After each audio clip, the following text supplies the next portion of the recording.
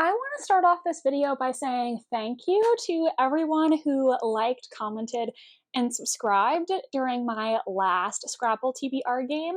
That video was actually the most successful Scrabble TBR video in quite some time, honestly, probably in the past year. So thank you for your support there. It really does mean a lot to me. It helps my channel, and it also helps me as a creator know what content my audience is enjoying, how they're engaging with it, and what I need to create more of. So thank you so much for doing that. And yeah, I hope that if you're enjoying my content, you will, again, keep letting me know. That feedback is really valuable for me as a creator. So today's video is going to be my Scrabble TBR game for the months of March and April. Basically, how this game works is that every 2 months now, I spell 5 words in a game of Scrabble, and those 5 words are my reading prompts for the month.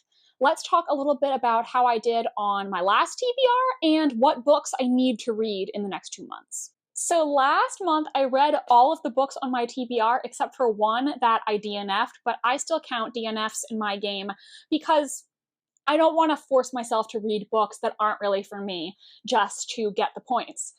So my score going into this month is 143. The goal is 150, so I was just short of starting over with a fresh board, but that's okay. Barring a tragedy, we're definitely going to get there this time. As for what I need to read this month, well, first, I'm currently doing a reread of the Hunger Games trilogy. I'm currently on Catching Fire. I wanted to do this reread because Sunrise on the Reaping comes out this month, and I pre-ordered that. I am very excited to read it. I thought it would be really fun to do a Hunger Games reread because honestly, I haven't read these books in 10 plus years, though I did really, really love them when they first came out. And I do love the movies too. So having fun rereading these for the first time in a long time. Let me know if you want to see a vlog where I talk about these. I know it's a little different from what I usually talk about on my channel, but maybe there's some other nostalgic Hunger Games girlies out there who want to see that.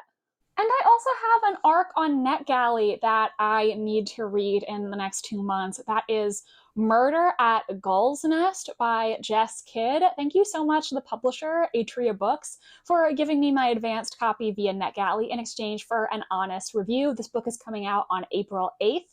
Atria actually sent me an email saying that they thought I would like this book and pre-approved me for it. And I know they probably sent that email to like a whole bunch of people, but whenever I get those from publishers, it still nonetheless makes me feel special. Like, oh my god, you guys think that I'm gonna like your book and you want to hear my thoughts about it? Like, I know it's dumb, but it makes me feel special for some reason. So this book is actually like a cozy historical mystery set in the 1950s in this very quaint seaside English town called Gull's Nests.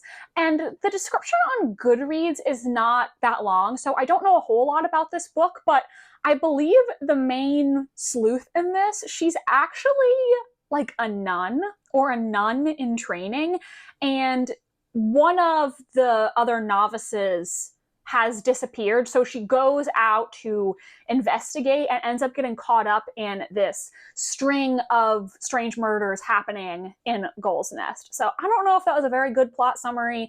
The Goodreads description doesn't tell me a whole lot, but that's what I think it's about, and I am going to be reading it before April 8th, so you'll hear my thoughts. Okay, sorry. She's actually a former nun. Like, she's asked to be released from her vows to go investigate this crime, and Gull's Nest is the name of the hotel. The town is called Gore-on-Sea in Kent. So there you go. Corrected myself. Now, because I am only doing these TBRs bi-monthly, I am not going to try to put any of these books on the official TBR. I will have plenty of time to read these, hopefully, and the books on my official TBR, so you won't be seeing these as part of the prompts. Let's go throwback to past Jackie to see what those prompts were. All right, everyone. So this is what the board was looking like last time, and the letters that I had were an N and a blank, so I need to pick 5 more to start this round. I also have 1 star tile left, that's it, which I can use to switch my letters if I need to. M,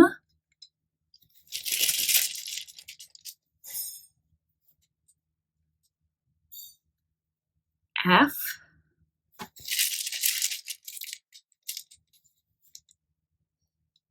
A,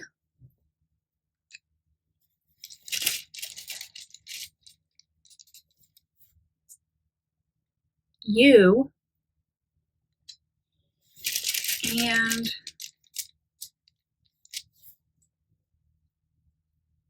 L.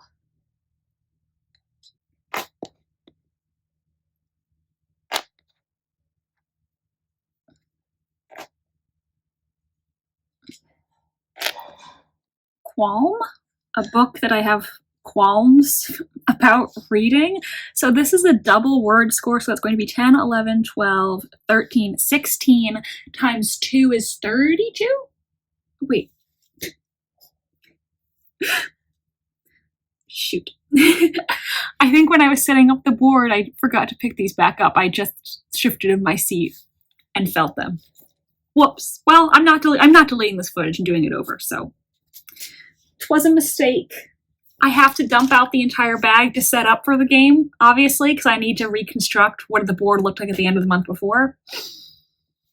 But they're back and they're safe now. Anyways. I'm taking this mic off my shirt because it keeps flopping around and it's really annoying. I would like to know from people who have little clip-on mics like this, where do you attach them? Because mine never want to stay. So give me your tips. But anyway, book 1. So for prompt 1, a book that I have qualms about, I actually picked a non-fiction book, which is called The Invention of Murder: How the Victorians Reveled in Death and Detection and Created Modern Crime. This is by Judith Flanders. I've not actually heard about this book on BookTube. It crossed my radar a while ago because I saw it at the library and I thought it sounded like the type of thing I would be interested in. So this book re-examines the Victorian-era obsession with murder, crime, and other ghastly things, examining how that potentially led to the modern-day obsession with true crime.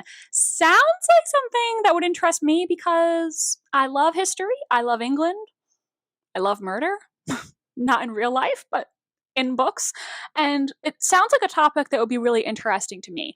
The reason I have some qualms about it is because the Goodreads rating is not that high. It's also pretty chunky, so maybe that's why the rating's not very high. Maybe it's just a little bloated. I don't know, but I'll give it a try and see what I think of it, you know?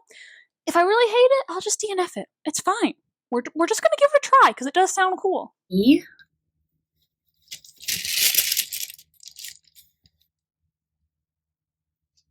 E.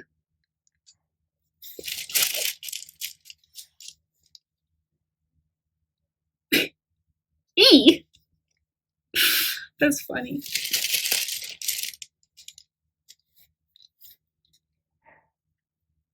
W. Okay. Fewer. So basically what I'm going to do is I'm going to generate a random number and I'm going to read a book that has fewer than that number of Goodreads ratings. So I think this is the spot where it'll be worth the most because there's the double word score here. So that's 4, 5, 9, 10, 11 times 2 is 22.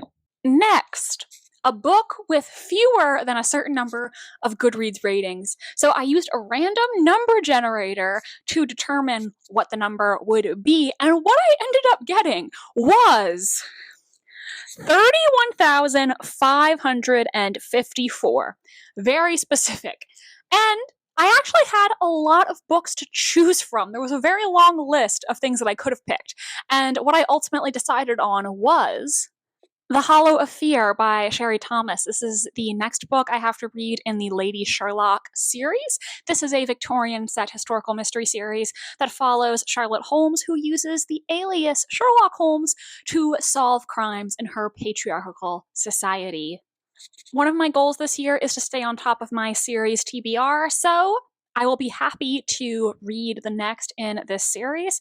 And the premise of this book is that Lady Ingram, the wife of Charlotte's childhood friend and occasional love interest, Lord Ingram, has been found murdered. So now Lord Ingram is the prime suspect, and Charlotte is going to have to find who really did it to prove his innocence. I mean, I've been saying since book one that Lady Ingram was going to bite it at some point because, I mean, to be frank, if Charlotte's gonna have any potential future with Lord Ingram, like, he can't be married, right? So that means the author needs to get his wife out of the way. And seeing as this is a mystery series, why not just kill her off and have Charlotte have to prove her potential lover's innocence? I mean, I've been calling it. I knew this was gonna happen. N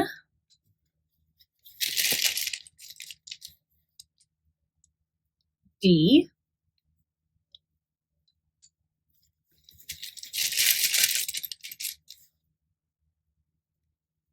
L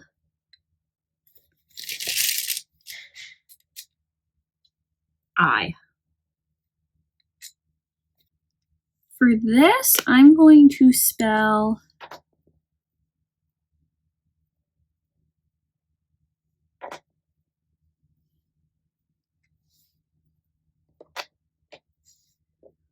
refined and read a book that has a refined setting or refined characters, something that takes place within wealth or high society or something of that sort. So I don't think, does this, no, this has a double word again and a double letter. Okay, great. All right, so let me count this up. Well, this is going to be 4, 5, 6, 10, 12 times 2, which would be 24. Hello. So this is Jackie from 2 Hours Later. And just a little story time. As I was filming this video, my microphone died. And I didn't realize it at first. Eventually, I do correct and get my other mic. But those clips now, like the moment the mic turned off, there's no audio. It's just me moving my lips and no sound coming out. So I'm going to really quickly sum up what I said that you'll now never get to hear. For the refined prompt, I am choosing The Age of Innocence by Edith Wharton. And I said for my goals that I wanted to read the classics on my shelf that I own but haven't read yet. So I'm forcing myself to pick this up to fit this prompt and fulfill that goal. I believe I talked about this book in the video called Books I'm Embarrassed I Haven't Read Yet. This is a Gilded Age set book that follows New York high society. And I was supposed to read this for a school paper, and I ended up delaying starting it because like none of the other people in my class were actually reading their books. So I felt like because I'd already read 2 of the books that I was writing this essay about, I was ahead of the game. And so then I ended up not having time to read it for class. But my teacher, my favorite teacher, told me that my essay was really good and he could tell that I read the books, which I did not. So hence why I'm ashamed. And now I'm gonna finally like actually read the entire thing for this prompt. So that's the Cliff Notes version of what I said in that silent clip. I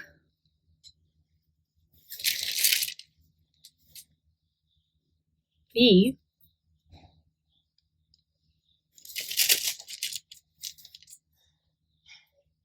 D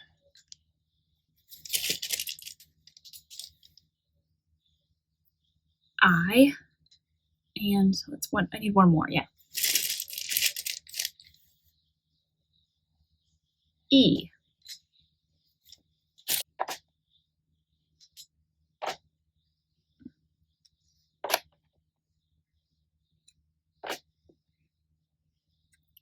divide, I could do I could do a book that I've heard divided opinions on. That's what I'm going with. Okay, this is really good. So this is triple word.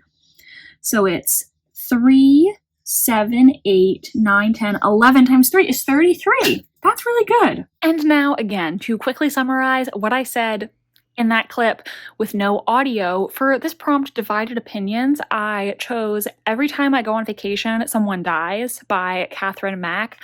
Great title. This is a mystery. I think it's supposed to be a bit of a comedic mystery following an author named Eleanor, who, while on vacation in Italy, gets involved in a real-life mystery. I also believe that on this trip, she encounters her ex-boyfriend, Oliver, who actually inspired the main male character in her popular series. It sounds fun. I have had this on my radar ever since I first saw the title when it came out, because it is a really good title, but I have heard some divided opinions on it. I've heard some people say they really liked this, and other people say, it was okay, I didn't like it as much as I expected to.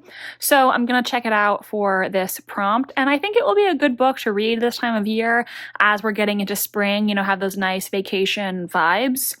I'm currently number 2 on the wait list at the library, so I don't have it right now, but I should soon. Again, that's the Cliff Notes version of what I said in the muted clip, and after this next prompt, you're gonna get back to past me, because that's where I realized that the mic had turned itself off. N.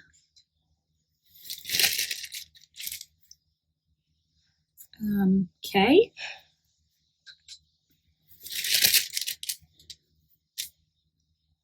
N.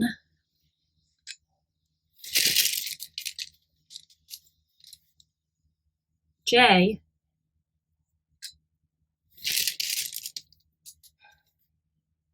I. Okay, so I don't know if this is the best word that I could spell. It's probably not, but I just think this would be fun. I'm gonna spell line for a measly 4 points, but for this one, I'm gonna sample a bunch of books, and I'm gonna pick one that has a good first line. I mean, I think clearly I have enough points at this point, so might as well just have fun. I like this. I really have been thinking about using this prompt for quite some time. All right, so the final prompt is a book with a good first line, and let me tell you about my failure, because I had a book all picked out. I was like, this book has a great first line, I want to read it, and it's sitting on the shelf at the library, just waiting for me. So my original plan was to read why can't I say that? Clytemnestra by Costanza Casati, and the first line of that book is, Clytemnestra looks down at the steep ravine but can see no trace of dead bodies. Which is a killer first line, pun not intended, and just immediately piques my interest with the reference to her looking to see if there's a trace of dead bodies. So I was like, it's on the shelf at the library. Nobody on the wait list. I don't need to put it on hold. I'll just go this afternoon and get it. But plot twist, by the time that I arrived that afternoon, somebody had put it on hold and it was on its way to a different branch of the library. So that's what I get. You snooze, you lose. And I'll have to read this book some other month because somebody beat me to it. And that means that I had to, at the last minute, pick another book for this prompt. So the one that I ultimately chose doesn't have as good of a first line as Clytemnestra, but I had to find something at the last minute and just pick something out. So instead, I picked up The London Seance Society by Sarah Penner. Great title. I love the title of this book too.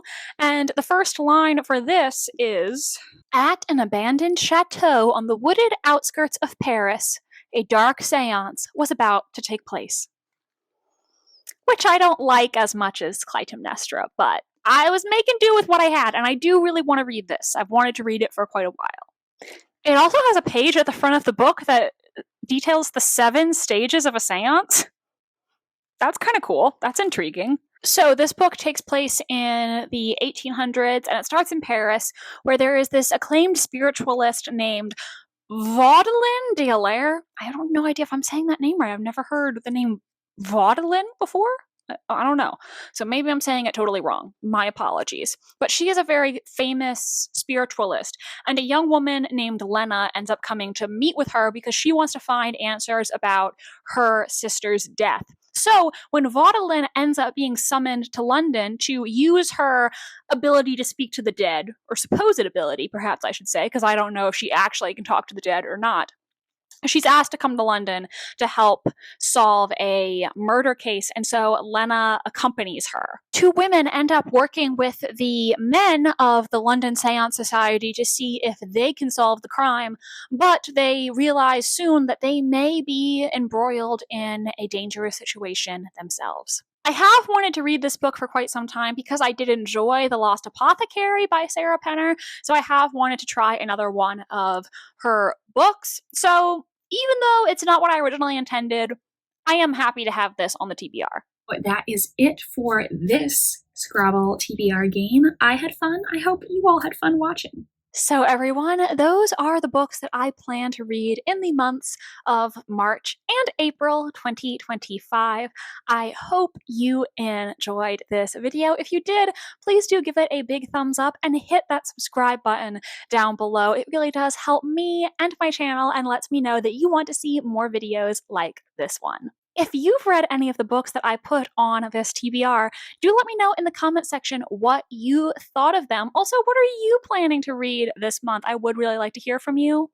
And if you're still here, you want to show your support, but you don't know what to comment, why don't you leave a cat emoji in the comment section, because my cat Drizzle came into my room to escape the scary vacuum. So put a cat emoji down there for Drizzle. And that is it for me today, you guys. Thank you so much for being here. I really do appreciate all of you, and I hope you have a wonderful rest of your day. I'll see you in the next video. Drizzle, would you like to say goodbye to my internet friends? Ooh. Yes, I know. I know, baby. I'll pet you. I promise I'll pet you. Yeah, I hear you.